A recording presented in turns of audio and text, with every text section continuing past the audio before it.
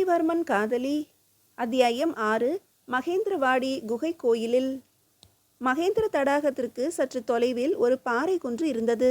அந்த குன்றை சார்ந்த பெரிய பாறை ஒன்றை குடைந்து ஒரு குகை கோயில் எடுப்பிக்கப்பட்டிருந்தது.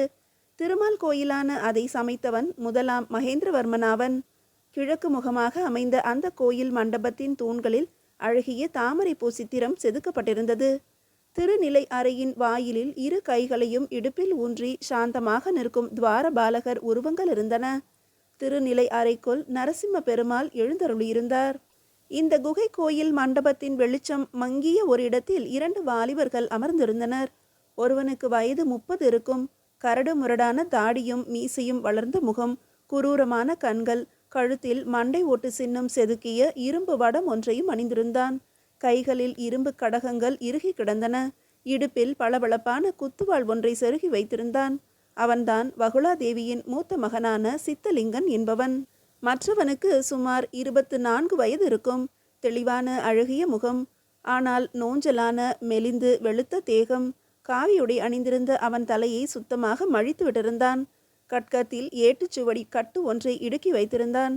கையிலும் சில ஏட்டு பிரதிகள் இருந்தன. அவற்றில் தன் மங்கிய பார்வையை செலுத்தி கொண்டிருந்த அவன்தான் வகுளாவின் கடைசி புதல்வனான காடவன். சித்தலிங்கன் அடிக்கொரு தரம் தன் சிவந்த பெரிய கண்களை உருட்டி புரட்டி மண்டப சுவரில் குடைந்து உருவாக்கி இருந்த சிறிய சாளரத்தின் வழியே வெளியில் பார்த்து கொண்டிருந்தான். அவனுடைய பார்வை அந்த தடாகத்து பக்கமே சென்று திரும்பி கொண்டிருந்தது. காடவனின் கவனமோ அப்படி இப்படி திரும்பாமல் தன் கையில் இருந்த ஏட்டு சுவடிகளிலேயே லயித்திருந்தது. பொறுமை இழந்த சித்தலிங்கன் முகத்தை கோரமாக சுழித்து கொண்டு எழுந்து வெளியே போய் நன்றாக எட்டி பார்த்துவிட்டு திரும்பி வந்து, தம்பி காடவா, எங்கே போய் தொலைந்தான் அந்த தடிப்பயல்? இன்னும் காணோம்.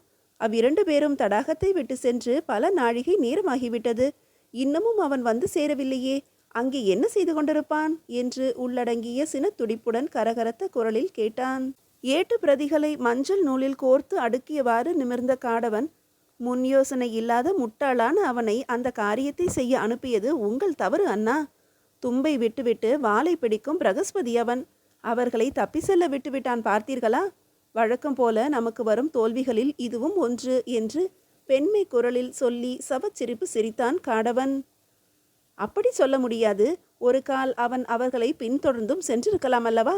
எப்படியும் இன்று நமக்கு வெற்றி கிட்டுமென எதிர்பார்க்கிறேன் என்று சித்தலிங்கன் சொல்லி முடித்த அதே சமயம் அவன் பின்னால் இருந்து சித்தம் நமச்சிவாயம் என்ற குரல் கேட்டு சட்டென்று திரும்பி பார்த்தான். குகை கோயில் வாயிலில் சோர்ந்து கருத்த முகத்துடன் நின்று கொண்டிருந்தான் அகலங்கன். அவனுக்கு வயது 28 இருக்கும். குறுக்கில் அகன்று வளர்ந்த குள்ளமான உருவம், சப்பையான பரந்த மூக்கு, ஒடுக்கு விழுந்த கன்னங்கள், தடித்த உதடுகள், வளைந்து மூக்கு, சர்வாங்கமும் வெந்நீர் பூசிய கோலம். இப்படி இருந்த அகலங்கனின் இடுப்பில் விஷம் தோய்ந்த நீல நிறமான சூலாயுதம் ஒன்று சொருகி இருந்தது. சித்தலிங்கன் ஆவலுடனும் பரபரப்புடனும் ஓடி வந்து, என்ன தம்பி அகலங்கா, போன காரியம் என்னவாயிற்று என்று கேட்டான். விஷயத்தை பிறகு சொல்கிறேன்.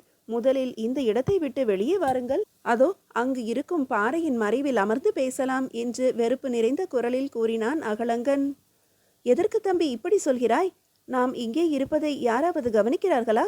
அல்லது யாரேனும் உன்னை பின்தொடர்ந்து வருவார்கள் என சந்தேகிக்கிறாயா என்று பீதியுடன் கேட்டான் சித்தலிங்கன். அதெல்லாம் இல்லை அண்ணா. இது திருமால் கோயில். நானோ தீவிர சைவ பாசுபதன். இந்த கோயிலின் வாசற்படியை கூட நான் மிதிக்கக்கூடாது. அதனால்தான் இந்த கோயிலின் உள்ளே வர பிரியப்படாமல் இங்கேயே நிற்கிறேன் என்றான் அகலங்கன் அலட்சியமாக. இதை கேட்ட சித்தலிங்கனுக்கு கோபம் வந்துவிட்டது. அடே முட்டாள் பாசுபதனே, நீ மட்டும்தான் சுத்த சைவ பிரியன் என்று எண்ணிக்கொண்டிருக்கிறாயோ? நான் யார் தெரியுமா? சுடலையாண்டியின் சிவிகார புத்திரன், அதி தீவிர காபாலிகன், திருமாலின் பரம வைரி. ஆனாலும் நாம் எடுத்துக்கொண்ட காரியம் முடியும் வரை, நமது லட்சியம் நிறைவேறும் வரை ஹரியும் சிவனும் ஒன்று, அதை அறியாதவர் வாயில் மண்ணு என்று சொல்லி கொண்டிருக்க வேண்டியவர்களாக இருக்கிறோம்.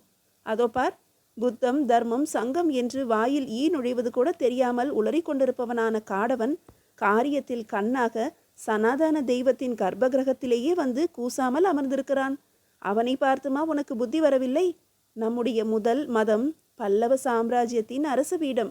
அதற்கு பிறகுதான் காபாலிகம், காலாமுகம், பாசுபதம், பௌத்தம் என்பதெல்லாம் என்று கடுகடுப்பான குரலில் கூறி அகலங்கனின் கையை பிடித்து தரதரவென்று இழுத்து கொண்டு திருநிலை அறையை நோக்கி சென்றான் சித்தலிங்கன். நரசிம்ம பெருமாள் விக்கிரகத்தின் எதிரே அந்த 3 சகோதரர்களும் நெருங்கி அமர்ந்து கொண்டனர். அகலங்கன் மட்டும் திருமாலின் சிம்மாவதார உருவச்சிலை தன் கண்ணில் பட்டு விடாதபடி திரும்பி அமர்ந்து கொண்டான். சித்தலிங்கன் தனது முதல் தம்பியின் தோளை தட்டி, அகலங்கா, சுற்றி வளைக்காமல் நடந்த விவரங்களை உடனே சொல். நீ போன காரியம் என்னவாயிற்று? அந்த சூது மதிக்காரன் இன்றோடு ஒழிந்தானா அல்லது இன்றும் தப்பிவிட்டானா? உடனே சொல். இப்போதே காஞ்சிக்கு புறப்பட்டு பல்லவ பேரரசின் மணிமுடியை தரித்து கொள்ளலாம். அந்த இழிகுலத்தால் அக்கள நிம்மதியை சிவகணங்களுக்கு பலியிட்டு சிந்தை குளிரலாம். சிறையில் வாடும் நம் அருமை அன்னையை மீட்டு அவள் சபதத்தை நிறைவேற்றி வைக்கலாம். சீக்கிரம் சொல் அகலங்கா என்றான் வன்மம் வெடிக்கும் தொனியில்.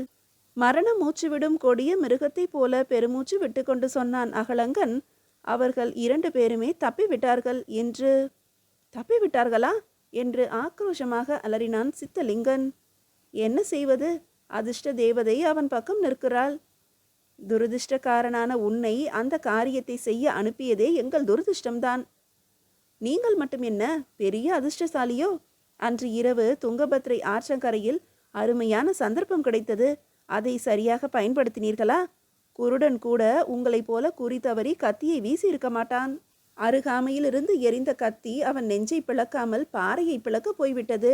அன்று நான் மட்டும் அவன் மீது கத்தி எரிந்திருந்தால் அந்த இடத்திலேயே நந்தி மூச்சுவிட மறந்து போயிருப்பான். அம்மாதிரியான ஒரு நல்ல வாய்ப்பையே தவற விட்டுவிட்டோம் என்றால் அதற்கு காரணம் அவனுடைய அதிர்ஷ்டம் என்றுதானே சொல்ல வேண்டியிருக்கிறது. தோல்வியை பற்றி பேசி கொண்டிருந்தால் வெற்றியின் பாதை அடைபட்டுவிடும். ஆகையால் இப்போது நடந்த விஷயத்தை மட்டும் சொல்லுங்கள் அண்ணா என்று இதுவரை மௌனமாக இருந்த காடவன் எரிச்சலுடன் கேட்டான். நானும் அதைத்தான் கேட்கிறேன். இவன் ஏதேதோ பேசி நேரத்தை வீணாக்குகிறான் என்று இறைந்தான் சித்தலிங்கன். அகலங்கன் ஆத்திரத்தோடு சொன்னான். விடிந்தது முதல் இதுவரை நான் எடுத்துக்கொண்ட சிரமங்களை பற்றி உங்களுக்கு என்ன தெரியும்? கடைசியில் எல்லாம் வியர்த்தமாகிவிட்டன. எப்படி வியர்த்தமாயின என்றுதான் கேட்கிறேன். நாம் எதிர்பார்த்தபடி நந்திவர்மனும் வாலிபடுகனும் மகேந்திர தடாகத்துக்கு வந்தார்கள். நீர் அருந்த அக்குளத்திலும் இறங்கினார்கள். இது எல்லாம் நான் இங்கிருந்தவாறே பார்த்து கொண்டுதான் இருந்தேன். பிறகு அவர்கள் நீர் அருந்தவில்லையா? ஏன் அருந்தவில்லை? நம் சதித்திட்டத்தை அறிந்து கொண்டு விட்டார்களா? அல்லது நாம் அந்த குளத்து நீரில் கலந்த விஷம் போதவில்லையா என்று அவசரமாக கேட்டான் சித்தலிங்கன். அதெல்லாம் இல்லை. அந்த தடாக நீரில் நாம் கலந்த கொடிய விஷம் முழுவதும் பரவி முற்றும் விஷ நீராகவே மாறியிருந்தது. அந்த குளத்தில் வாழும் மீன், தவளை போன்ற ஜீவராசிகள் கூட செத்து மிதக்க ஆரம்பித்திருக்கின்றன. ஆனால் நம் துரதிர்ஷ்டம், அவர்கள் அந்த தண்ணீரை குடிக்காமல் தப்பிவிட்டார்கள். அந்த கிழப்பையல் வாலிபடுகனால் நம் திட்டம் தோல்வியடைந்து விட்டது என்று படபடத்த அகலங்கன் மீண்டும் சொன்னான். நந்திவர்மன் குளத்திலே இறங்கி நீர் அருந்தும் முன்பு வாலிபடுகன் தன் குதிரையை கொண்டு வந்து தண்ணீர் குடிக்க செய்தான். பாவம், அந்த குதிரை விஷம் கலந்த நீரை குடித்த மறுகணமே வீறிட்டு கனைத்து கீழே விழுந்து இறந்து விட்டது. அதை கண்டு அவர்கள் விழித்து கொண்டார்கள். மகேந்திர தடாகம் நம்மால் விஷத்தடாகமாக மாறிவிட்டிருக்கிறது என்று விளங்கி கொண்டார்கள். உடனே இருவரும் ஒரே குதிரையில் ஏறிக்கொண்டு ஓடிவிட்டார்கள். விஷ நீர் பருகி இருந்த குதிரை யாருடையது? அது வாலிபடுகனின் குதிரை. அதிலும் நமக்கு அதிர்ஷ்டமில்லை. சரி, நீ ஏன் உன் கைவரிசையை அவர்களிடம் காட்டாமல் வந்தாய்? விஷ நீரை அவர்கள் அருந்தவில்லை என்றதும் நமது அடுத்த திட்டப்படி செய்திருக்கலாமே. அப்படியும் முயன்றேன். அதற்கு சந்தர்ப்பமே கிடைக்கவில்லை. யுத்தகள ஆடை அணிகளுடன் அவ்விரண்டு பேரும் இருந்ததால் கத்தி எறிந்து அவர்கள் உயிரை பறிக்கக்கூடிய இலக்கு எனக்கு கிடைக்கவில்லை. குளக்கரையில் இருந்த ஒரு நாவல் மரத்தின் மீது ஏறி ஒளிந்து உட்கார்ந்திருந்த நான் அதற்கு எப்படியோ முயன்றேன். ஆனால் முடியவில்லை. அவசரப்பட்டு கத்தியை வீசியிருந்தால் காயம்தான் பட்டிருக்கும். காயப்பட்ட வேங்கை எதிரியை சும்மா விடுமா? அதனால் எனக்கு ஆபத்து, உங்களுக்கும் தொல்லை ஏற்பட்டிருக்கலாம். எனவேதான் அந்த முயற்சியில் நான் ஈடுபடவில்லை என்று சொல்லி பெருமூச்சு விட்டான் அகலங்கன். சித்தலிங்கன் பதில் ஒன்றும் சொல்லாமல் கவலையுடன் கைகளை நெரித்து கொண்டு மௌனமாக இருந்தான். மதிய பொழுது கழிந்து மாலை விரைந்து வந்து கொண்டிருந்தது. குகை கோயிலின் உள்ளிருந்த கொஞ்ச நெஞ்சு வெளிச்சமும் சிறுக சிறுக மறைய ஆரம்பித்தது. சித்தலிங்கன் புதிய பலம் பெற்றவன் போல நிமிர்ந்து அமர்ந்தான். தம்பிகளே, இன்றைய நம் முயற்சி தோல்வியடைந்தது பற்றி வருந்த வேண்டாம். சிறு சிறு தோல்விகள்தான் மிகப்பெரிய வெற்றியை தேடித்தரும். இப்போது நான் ஒரு புதிய திட்டத்தை உருவாக்கியிருக்கிறேன். அந்த திட்டப்படி நாம் நடந்து முயன்றால் நிச்சயம் நமது லட்சியம் நிறைவேறியே தீரும். அதுவே நமது இறுதி முயற்சியாகவும் இருக்கும். அதில் எனக்கு துளியும் சந்தேகமில்லை. ஆனால் அந்த திட்டத்தை இப்போது நான் வெளியிடப் போவதில்லை. நம் தம்பி பிரம்மராயனையும் உடன் வைத்து கொண்டே அதை சொல்ல வேண்டும். பிரம்மராயன் இன்று இரவு முதல் ஜாம வாக்கில் வந்தவாசிக்கு அருகில் உள்ள சீயமங்கலம் எனும் சிம்ம விஷ்ணு சதுர்வேதி மங்கலம் குகை கோயிலில் வந்து நம்மை சந்திப்பதாக தகவல் தெரிவித்திருக்கிறான். அவனிடமிருந்து நான் பல முக்கிய விஷயங்களை அறிய வேண்டும். நாம் கொடுத்த ஊக்கத்தின் பேரிலும் தகவல்களின் பேரிலும் தான் பாண்டிய மன்னன் சீமார சீவல்லவன் படை திரட்டி புறப்பட்டிருக்கிறான். காஞ்சி சிறையில் அடைபட்டிருக்கும் நமது அன்னையை மீட்க அவனே 100 பாண்டிய வீரர்களை கொடுத்து உதவினான். ஆனால் அந்த வீரர்கள் தம் கடமையை சரிவர செய்யாமல் பல்லவ காவல் வீரர்களிடம் சிக்கிக் கொண்டு விட்டார்கள். இதற்கு அடிப்படை காரணம் என்னவென்று தெரியவில்லை. சீவல்லவனின் நோக்கத்திலும் அவன் நமக்கு உதவி செய்வதிலும் எனக்கு சற்றே சந்தேகம் எழுந்திருக்கிறது. அவன் உண்மையாகவே நம்மை ஆதரிக்கிறானா அல்லது காரியமானதும் நம்மை காலை வாரிவிட்டு விடுவானா என்பதும் தெரியவில்லை. நந்திவர்மனுடன் போர் தொடுத்து பல்லவ நாட்டை கைப்பற்றி அதை நம்மிடம் ஒப்படைத்து விடுவதாக பாண்டியன் சீவல்லவன் வாக்களித்திருக்கிறான். இந்த வாக்குறுதியை அவன் எவ்வளவு தூரம் காப்பாற்றுவான் என்பது தெரியவில்லை. பாண்டியரின் பொது முதல் எதிரியான நந்திவர்ம பல்லவனை ஒழித்து கட்ட நம்மை 5ஆம் படையாக பயன்படுத்தி கொள்கிறானோ என்றும் சந்தேகிக்கிறேன். ஏனென்றால் சீமார சீவல்லவன் ஒடுங்கி கிடக்கும் சோழ சிற்றரசர்களையும் கொடும்பாலூர் வேளிர்களையும் முத்தரையர்களையும் துணையாக சேர்த்து கொண்டு படை திரட்டி வந்திருப்பதிலிருந்து இப்படித்தான் என்ன வேண்டியிருக்கிறது. எனவே இந்த விவரங்களை எல்லாம் பிரம்மராயனிடமிருந்து நாம் அறிந்து கொண்டாக வேண்டும். அதன் பிறகு எனது புதிய திட்டத்தை வெளியிடுகிறேன். சரி, புறப்படுங்கள் என்று சொல்லியவாறு விருட்டென்று எழுந்தான். தயக்கத்துடன் எழுந்து நின்ற அகலங்கன் தன் பரட்டை தலையை சொரிந்து கொண்டே, அண்ணா, அந்த சீயமங்கலம் குகை கோயில் என்று அருவருப்பான குரலில் இழுத்தான். பெருமாள் கோயிலாக இருக்குமோ என்று பயப்படுகிறாயா தம்பி? அதெல்லாம் இல்லை, அது சிவன் கோயில்தான். தைரியமாக நீ அங்கு வரலாம் என்று சிரித்து அகலங்கனின் முதுகை தட்டி கொடுத்தான் சித்தலிங்கன். நமக்கு சதி கூடங்களாக பயன்படட்டும் என்றுதான் மகேந்திரவர்மன் அம்மாதிரி குகை கோயில்களை குடைந்து வைத்துவிட்டு போனான் போலும் என்று மெலிந்த குரலில் கூறி சிரித்தவாறு திருநிலை அறையை விட்டு வெளியே நடந்தான் காடவன். சித்தலிங்கனும் அகலங்கனும் குகை கோயிலிலிருந்து வெளியே வந்தனர். தீமையே உருவான அந்த தீயவர்களை காண பிடிக்காமல் தானோ என்னவோ பகல் பொழுது மறைந்து இருள் எங்கும் நிறைந்து வந்து கொண்டிருந்தது. அந்த இருளை கண்டு சந்தோஷித்த அம்மூன்று பேரும் சீயமங்கலம் குகை கோயிலை நோக்கி பசி கொண்ட நச்சரவங்கள் போல சரசரவென்று விரைந்து நடக்கலாயினர். இரவில் முதல் ஜாமம் முற்றி கழியும் நேரம். வந்தவாசிக்கு அடுத்த சிம்ம விஷ்ணு சதுர்வேதி மங்கலத்தின் தென்புறமுள்ள ஒரு பாறை குன்றை அவர்கள் நெருங்கி கொண்டிருந்தனர். முதலாம் மகேந்திரவர்மனின் தந்தையான சிம்ம விஷ்ணுவின் பெயரை தாங்கி இருந்த அந்த ஊர் பிற்காலத்தில் சீயமங்கலம் என மருவி பெயர் பெற்றது. அவ்வூர் பாறை குன்றில் ஒரு அழகிய குகை கோயில் அமைந்திருந்தது. கோயிலின் வாயிலில் 2 துவார பாலகர் உருவங்கள் செதுக்கப்பட்டிருந்தன. முன் மண்டபத்தின் 2 கோடிகளிலும் 2 போர் வீரர்களுடைய சிற்பங்கள் உருவாகியிருந்தன. அவை நீண்ட மீசையுடனும் இடது கையில் கேடயத்துடனும் வலது கையில் வாளை பிடித்து ஓங்கி வீசுவது போலவும் அமைந்திருந்தன. மண்டப தூணில் சிங்கம் ஒன்று நின்று கொண்டு ஒரு முன்காலை தூக்கி நிற்பது போன்ற சிற்பம் அமைக்கப்பட்டிருந்தது. தூண்களில் தாமரைப்பூ சித்திரங்களும் பொறிக்கப்பட்டிருந்தன.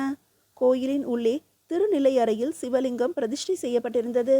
இப்படி இருந்த அக்கோயிலின் மண்டப படிகளில் சித்தலிங்கனும் அகலங்கனும் ஏறி நின்றனர். காடவன் அவர்கள் பின்னால் நின்றான். உள்ளே திருநிலை அறை இருள் மண்டி கிடந்தது. அந்த இருள் மண்டிய அறையிலிருந்து யாரோ இருவர் தனிந்த குரலில் பேசி கொண்டிருந்தனர். திகிலும் பரபரப்பும் அடைந்த சித்தலிங்கன் சந்தடியின்றி ஓரடி முன்னே சென்று உள்ளே தன் பார்வையை செலுத்தினான். அங்கே பயங்கர தோற்றத்துடன் இருந்த பிரம்மராயன் அமர்ந்திருந்தான். அவனுக்கு எதிரில் அற்புத எழில் படைத்த ஒரு இளம் பெண் அமர்ந்திருந்தாள். மீதியை அடுத்த அத்தியாயத்தில் காணலாம்.